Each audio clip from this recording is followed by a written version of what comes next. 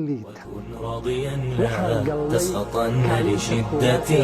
كما الشوك لا يعطي الرحيق ولا العنب. إذا المرء لم يرضى بما ربه وهب فلن يغنه مال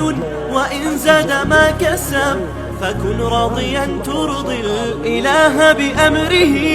فدرب الرضا نور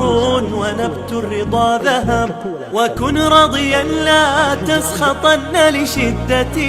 كما الشوك لا يعطي الرحيق ولا العنب. وكن راضيا لا تسخطن لشدة كما الشوك لا يعطي الرحيق ولا العنب. dadka Soomaaliyeed boqolkiiba boqol waa dad muslima waxaan ku aad iyo aad ugu fiicannahay xagga shacaa'irta islaamka. waxay ummadda Soomaaliyeed ku wanaagsan tahay cibaadaadka sida salaada, soonka, xajka iyo wixii la mid ah. laakiin haddana waxaan ku jirnaa ummadaha dunida ugu liita.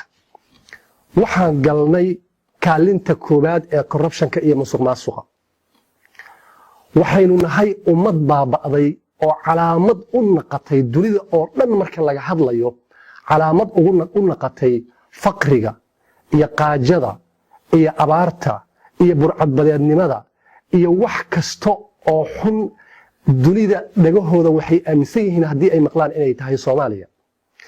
dhiigga dadka Soomaaliyeed waa qubanaya. waxaa jirta marka su'aal dad fara badan runtii aad iyo aad isku weydiinayaan. war haddii aynu nahay dad islaamka iyo shacaa'irtiisa ku wanaagsan, cibaadaadka ku wanaagsan, aan xijaab dumarkayna xijaaban yahay, islaamkii marka la soo qaaday la leeyahay wadadkan waa dad wanaagsan, haddana aan nahay dadka saa u liita marka la fiiriyo, waxaa su'aal mudan war dadka Soomaaliyeed xaggay dhibaatadu ka haysataa? xaggee nagala maagay? maxaa nagu dhacay? waa maxay waxa meeshaana geeya dunida aan hadda aan ka joogno iyo kaalinta koobaad oo sanad kasto aynu ka gelayno ummadaha musuqmaasuqa ugu liita oo xumaan oo dhan anaga naloo aaninayo? waa maxay xaggee naga haystaa? su'aashaas runtii cilmi baaris badan ayaan ku sameeyey. waxaa ii soo baxday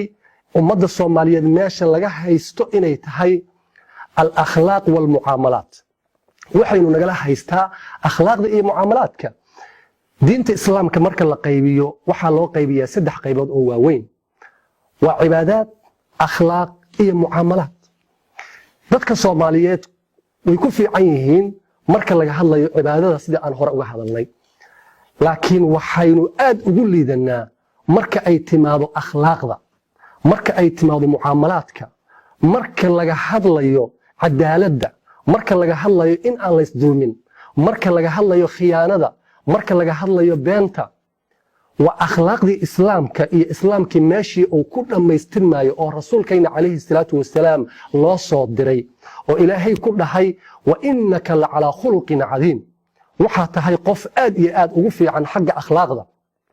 oo sifadii ugu wanaagsaneed oo rasuulka lagu tilmaamay calayhi salaatu wasalaam ma aysan ahayn inuu cibaado badan yahay, ma aysan ahayn inuu salaada dukado, ma aysan ahayn inuu xaj badan u xajiyo, ma aysan ahayn soom badan inuu soomo, laakiin waxaa lagu tilmaamay inuu yahay qofka dunida ugu akhlaaqda fiican. meeshaan waxaan ka fahmaynaa ummadii ku tilmaaman akhlaaq iyo qiyam iyo mucaamalaad wanaagsan inay dunida ka gelayso ummadaha ugu wanaagsan ee ugu horumarsan. laakiin ummadii weysa akhlaaq weysa oo mucaamalaadkeedu liito waxay gelaysaa ummadaha dadka ugu dambeeya ayay gelaysaa.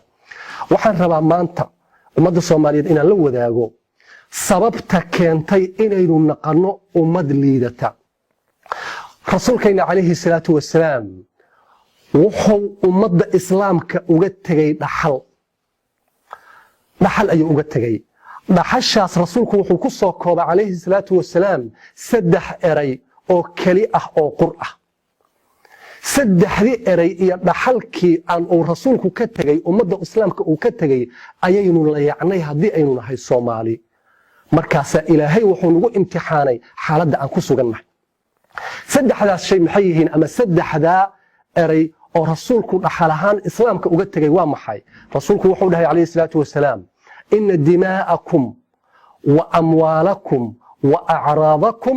xaaraamun calaykum كحرمتكم في يومكم هذا في شهركم هذا وفي بلدكم هذا اللهم هل بلغت وحولها رسولك عليه الصلاة والسلام حجكي حجة الوداع وحجك قدام بي رسولك أو حجي عليه الصلاة والسلام ومضى إسلامك أيو آد إياد ولا دردارمي وحول أوجدتجي سدح شيء أو نحل أو كتل ما أو نحله أو نحل قلقة أو كلماتك قدام بي أو رسولك عليه الصلاة والسلام سدح هذا محي أهاين وروحونا هاي وحان إذا دردارميا إن يجينا إلى لسان إن هذا إسدلننا إن هذا إسباب بإننا إن قف مسلم قف كلا أوصل باب بإنن وحي هذا دردارك كوبات أو رسولك أو لا دردار عليه الصلاة والسلام ومضى إسلامك كان لبعض رسولك أولا دردار محوها وأموالكم حرام عليكم حولهن دحدين وحرام هايس دعننا هايس بوبيننا هايس قردر هايسننا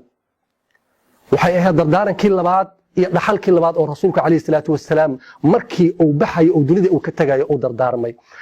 كان سدحاد أو قدام بي أو رسولك أولا دردار محوها وأعراضكم حرام عليكم والشرفتين وحرام هيس حمننا هيس الليديننا هيس حقرننا وحان ربا أن بلسمينو هل باك أن كسمينو سدح ذا دردارا أما سدح ذا رحل أو رسولك عليه الصلاة والسلام ومضى إسلامك أو كل دردارما صومالي حقي أجرتا وحوق قضبك كوبات رسولك محو دردارما إن دماءكم حرام عليكم وديجين وإذا حاران هاي إسدليننا بل فيريا ما أنت وح أمرينه ديجين وقبنايا أننا إسدلينا أننا يعني ضد وذا مسلمين أو ضد وذا السنية أو هالقومية أو وح كستوى ذاقنا أو لقد وذاقنا أو وح كستوى ذاقنا أي ديجين ما أنت بضاذرنا يا أسأل أسباب إني وإسدلني ونسدلينا وأنا تير رسولك عليه الصلاة والسلام وكدر دارنا هذا كور واحد على أنيقو ماليزيا وحكبرنايا ayaan maalin maalmaha kamida waxaan kulanay nin Maleesiyaan ninkii ayaan sheekaysanay markaas wuxuu igu dhahay warnin waxaan ku weydiinayaa dadka Soomaalida waa dad aad u khatar ah marka jaamacad ayaan joognay Soomaalidu jaamacadaha iyo waxbarashada markii dunida la joogo waxay garan kaalimaha koobaad marka uu igu dhahay warnin Soomaalidu waa dad genius ah waa dad aqli badan oo aan caadi ahayn laakiin waxaan fahmi waayay maxaad u tihiin dad iyo dal baaba'san oo rafaasan maxaa cilada oo ida haysta ma waxaad tihiin dad kala diina oo Christian iyo Islam miyaad ku wada degan tihiin oo saas isku baabi'isaan markaasaan ku dhahay maya oo kulligeen waxaan nahay muslimiin markaa uu hadana igu dhahay war maye ma waxaad tihiin marka muslimka waxa kala tihiin shiica iyo sunno oo waa isdagaalaysaan waa isbaabi'inaysaan markaasaan ku dhahay war maye kulligeen waxaan nahay sunniyaan nahaba markaasuu ku dhahay oo haddaan fahmay waxaad tihiin dad kale isir ah sida annagoo kale Chinese Malaysian Hindi oo qowmiyada kala duwan ah oo shuqul aan isku lahayn saas isku baabi'inaysaan soo maaha markaasaan ku dhahay waa maya saas ma jirtee waxaan nahay hal qowmiyad oo kulligood ka soo jeeday oo la yiraahdo Soomaali hal qowmiyadaan nahay oo hal madayna markaasuu wuxuu dhahay oo saas haday tahay oo maxaa isku dagaalaysaan maxaa isku haysataan waxay ahayd su'aashii ugu cusleed oo aan ku wareeray oo aan ka jawaabi waayay ma waxaan ku jawaabaya waxaan isku haysanaa qabiil iyo qabyaalada hebel aan isku dagaalamayna wax la fahmi kara ma ah annagoo inta aan soo sheegno wadaagayna ayaa dhiigaynu qubanaya asaan isdilayna annagoo adeegsanayna marmarsimooyin aan macna ku fadhin waxaan dayacnay dardaarankii rasuulka waxaan dayacnay dhaxalkii koobaad oo rasuulka ummadda islaamka uu kula dardaarmay oo ahayd inna dimaa'akum calaykum xaraamun waana sababta aan u naalno meesha aan taaganahay hadda qodobka labaad ee dhaxalkii rasuulka uu ka dardaarmo ahay oo dayacna waxa waaye إن أموالكم إن دماءكم عليكم وأموالكم حولهن بل أن اسكم مقارنين هدي حولها أن نبدلنا هدي كله وحن أجنهي إن أو كجر ظلمي ودرناي حق حولها حق ملك حق إسباب أنت يقدر هذا اللي يسكدي له حول درت هذا أو قف بقفك كلا أو دعيه ودعيه حوله سوق هذا مالين عت ayaa gurigaagi iyo hantidaadi iyo waxa aad lahayd lagaala wareegaya qof kale kala wareegaya oo sheeganay inuu yahay walaalka oo sheeganay inuu yahay muslim oo sheeganay inuu yahay kula dhashay oo wax kasta kula wadaaga xaqiiqda waana kula dhashay laakiin uu ku gardaraysanaya xoolaha ayuu qaadanaya booba ka jira waa la isboobaya waa la isdhacaya qofba qofka oo ka xoog badan yahay ayuu ku tumanaya waa xaaladda hadda aan ku sugannahay waana xaaladda meesha aan naalna dhigtay ficlan waxaa dhacday waxaan ognahay in dhul fara badan iyo wax badan dadku iska haystaan inuu dulmi jiro in la isboobayo waxaa dhacay nin waxa ii sheekayay hadda ka hor la boobay maxaa laga dhacay dhulkiisii ayaa laga dhacay guri weyn oo lahaay ayaa nin kale ku habsaday wuu qaatay sanado fara badan ayuu ka deganay maalintii dambe ayuu dibadda ka yimid waxay galeen nimankii gar ayay galeen wuxuu dhahay gurigayga iga kac ana iska leh xoolahaygi waaye waa og tahay waxaan ma lihid ninka wuxuu ku dhahay war aniga guriga kaaga kici maaye waxaan ka haystaa xoogaan ku haystaa intaasoo salaad deganay dhididkayga ku baxay see kaaga baxaya gardheer ayay galeen subax ayay galeen doodii iyadoo socota oo ku doodaya ninkan guriga lahay iyo kii xooga uga haystay inuu ka baxo ayaa salaadii la adimay kii marka dhulka haystay ayaa wuxuu ku dhahay war aadaankiyaa yeerayana keena salaada jamaacada aan galne naga daayo dhulka aad ka hadlaysaan iyo waxa aad ka hadlaysaan muxuu yahay salaadii yaaba la adimay aad salaada aadno aan soo dukanno maaragta salaada duhurka aan soo dukanno bal ilaahay ugu dhaashay ninka wuxuu u ordayaa salaad sunna ah inuu sunnada ka qayb inuu jamaaca ku dukado ayuu ordayaa in jamaaca ku dukado waa wax fiican laakiin xaaladda uu ku jiriyo bal ka warrama soo wax la yaaba ma nin xoolo islaameed dhacay oo ummadii oo dhan wada waxeeyay oo hantidii qaatay haddana wuxuu ka hadlayaa jamaaca aan ku degano maskaxdaynii ayaa kala rogan marka inna amwaalakum xaaraamun calaykum xoolihii ayaan banaysanay طبعا waxaan ula jeedaa dadka qaarkood fiican ayaa jira laakiin waa xaaladda iyo wadciga jira ee dalka Soomaaliya xaaladdan ka jira waxaa saddexaad dhaxalkii saddexaad oo la yacnay oo rasuulkeena kaleey salaatu wasalaam uu nagala dardaarmo muxuu ahay wa a'raadakum haraamun calaykum sharaftiinana waa idinka xaaraan maxaa loola jeedaa isma xama kartaan isma caayi kartaan isku xadbi kartaan qofkiina qofka kale kuma xadgudbi karo bal dardaarankaas iyo waaqica annaga aan ku noolnahay aan isku barbar dhigno Soomaaliyeed aan isku barbar dhigno waxaan markii waaqicayna aan u dhaadhacno waxaan arkaynaa in dadku markay isla tacaamulayaan qof walaalka ah oo muslima oo kula dhasho oo wax kasta u wadaaga in la isxaqirayo in la isxamanayo in la iscaayayo in xumaan oo dhan la isku samaynayo xaqiraada waliba waxaan ognahay guurka dad fara badan inaan laga guursanayn oo la leeyahay waa reer hebel waxbay cuneen intay ka baxeen lagu sheegayo waxyaabo fara badan oo macno aan lahayn oo diinta la asaasan lahaa min diin wax diinta ku soo arooray ama diidaya haba yaraada aysan jirin sidaas darteeda sharaftayni ayaa isku xadgudma annaga isku xadgudubna wax kasta isku samayno xumaana markaas aan darabna in wanaag iyo adduun iyo rayrayn iyo nabad iyo barwaaqo la helo waxaan rabaa hal tusaale oo cajiiba oo waqti maalmo ka hor ah dhacay oo aniga aan joogay maalmaha kamida ayaa waxaa ii timid gabar aan si fiican isku naqaano iyadoo faraxsan oo faanaysa oo hawada iskula jirta ayay ii timid markaa baan ku dhahay haye maanta maxaa kugu dhaca aad iyo aad ayaad maaragtaa u tahay qof oo faraxsan markaasay ii dhahday war miyaadan ogeyn tii hebla aheed wax aan ku dhigay maanta kobteeda ayaan gadiyey oo tii hebla ahayd maxay ahayd maxaa sababteeda ku gadisay waxay dhahdeen maalmo ka horaan isdagaalnay gabar waa isdagaalnay si xun ila hadashay waa ka soo tagay show markaan waqti joognay waxaa la ii sheegaba inay gabadhaasu tahay kuwa la yiraahdo 0.5 ka kuwa 0.5 ka markaas baan inta ku laabtay oo u tagay aan dhagaha ka soo rifay asaa waxaan ku dhahay oo ma adiga oo 0.5 oo saas iyo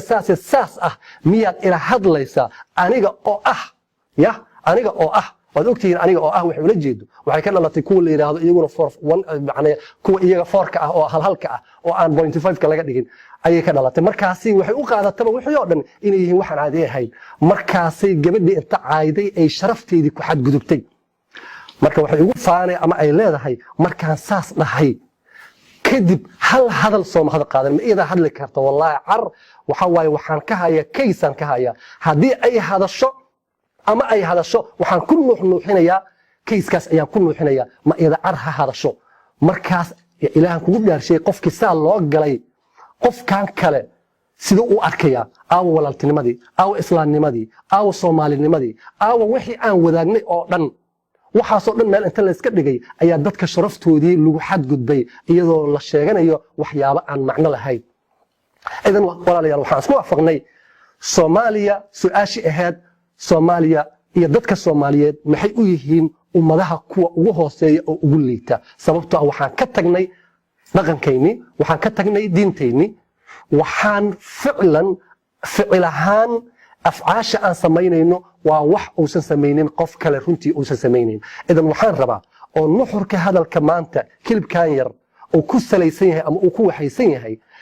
in aan fahamno xaaladda aan ku sugannahay inay tahay wax annaga aan samaynay ina allaha laa yugayiru maa biqowmin xataa yugayiru maa bianfusihim haddii akhlaaqdayna ay mucaamalaadkayna aan hagaajinno waxaa xaqiiqo ah xaaladaynu inay isbedelayso oo xaalad kale aan geli doonno waxaan rabaa dardaarankayga ugu dambeeya oo kula dardaarmaya qof kastoo Soomaaliya oo kilibkan dhageysta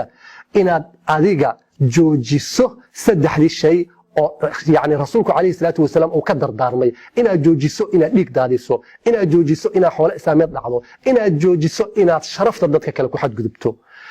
waxaan kaloo kugu dardaarmayaa intaas markaa adiga samayso inaad dadka kalena aad gaarsiiso inay intaas joojiyaan haddaad u naxayso dalkaaga hooyo iyo dadka Soomaaliyeed waxaan ku badbaadi karnaa inaan isbedel samayno akhlaaqdayna aan bedelno qaabka aan u dhaqmayno mucaamalaadkayna aan bedelno aan joojino dhammaan xumaha aan joojino markaas ayaan ummadaha ka geli doonaa kaalin fiican waxaan heli doonaa nabad waxaan heli doonaa barwaaqo laakiin intaas ayaan idin dardaarmaya insha Allah taala aad iyo mahadsantihiin dhammaan dadka Soomaaliyeed ee daawanaya meel kasta oo aad joogtaan wassalaamu calaykum wa rahmatullaahi wa barakaatuh